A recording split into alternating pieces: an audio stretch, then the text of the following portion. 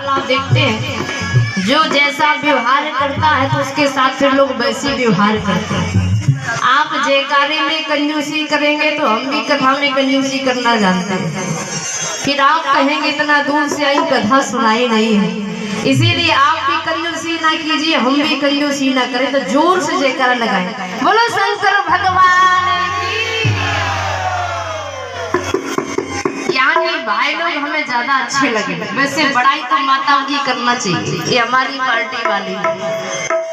जबकि हमारी माताएं हर कार्य में आगे रहती हैं, नाम में आगे, नाम में आप पीछे हैं, माताएं आगे। आप कहोगे कैसे? इनके नाम के बाद में कमला देवी, विमला देवी, राधा देवी, देवी लगाया जाता है।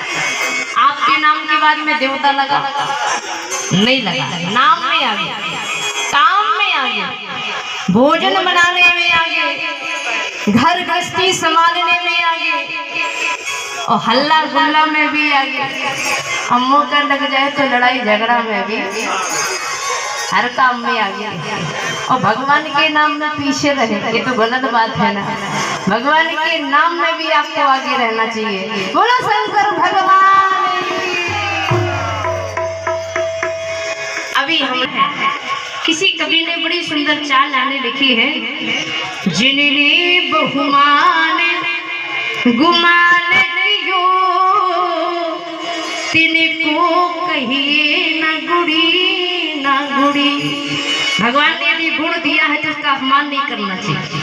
हमारे पूज्य राम टहलदास जी महाराज जी के द्वारा बड़ी सुंदर कथा सुन रही, इतना ज्ञान लेकिन कोई अपमान नहीं। उनको यही पता नहीं कि हम भी कुछ हैं। इसीलिए यदि भगवान गुणवान बनाए तो अपमान कभी मत करना। जिनने बहु गुमान कियो तिनको कहिए न गुड़ी न गुड़ी।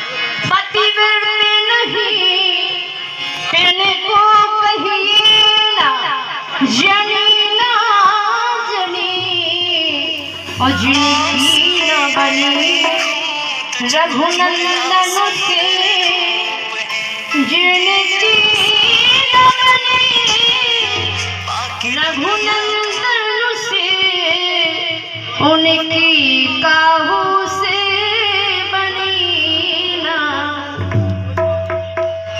यदि हम लोगों ने संसार से बना लिया तो कोई बड़ी बात नहीं है, पर जिन्होंने भगवान से नाता नहीं जोड़ पाया, जिनकी भगवान से नहीं बन पाई, उससे दुनिया में किसी की बनने वाली।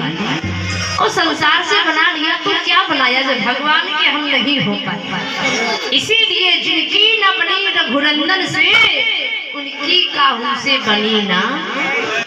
हम सब लोग भगवान से बनाने के लिए बैठे हैं, और भगवान से जिसका नाता जुड़ जाता है तो सारा संसार से नाता अपने आप जुड़ जाता है। क्यों?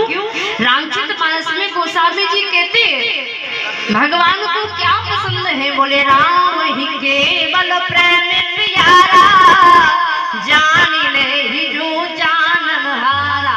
भगवान को प्रेम पसंद है, और जो भगवान से प्रेम करेगा तो सबसे प्रेम करेगा, सबसे प्रेम करेगा तो मानो तो बन ही जाएगा। इसीलिए भगवान से जिसने नाता जोड़ लिया उसका नाता सभी से जुड़ जाता है। आइए हम लोग बड़ी सुंदर पावन कथा अभी श्रवण कर रहे थे, और 3 दिवसीय श्री राम कथा में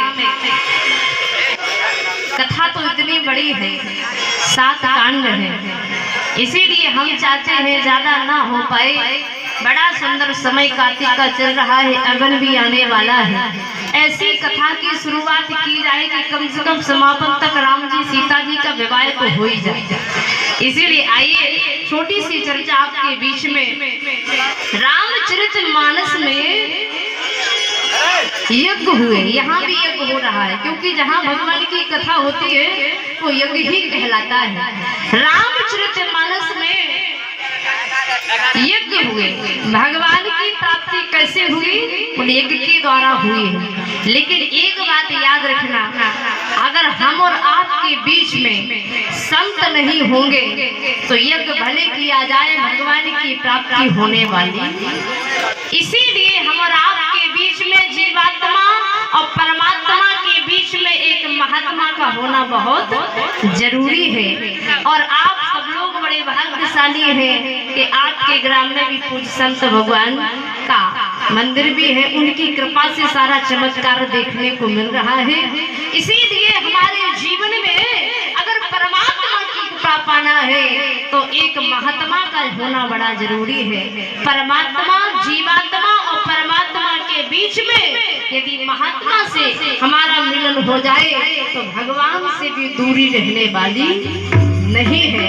लेकिन जब तक महात्मा नहीं होंगे तो भगवान भी आने वाले नहीं है।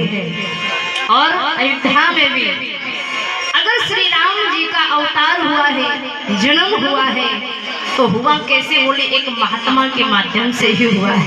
अगर महात्मा बीच में नहीं होते तो राम जी अयोध्या में आने वाले। महाराज दशरथ जी तो रो रहे थे मेरे एक भी बेटा नहीं है। लेकिन महात्मा के द्वारा, परमात्मा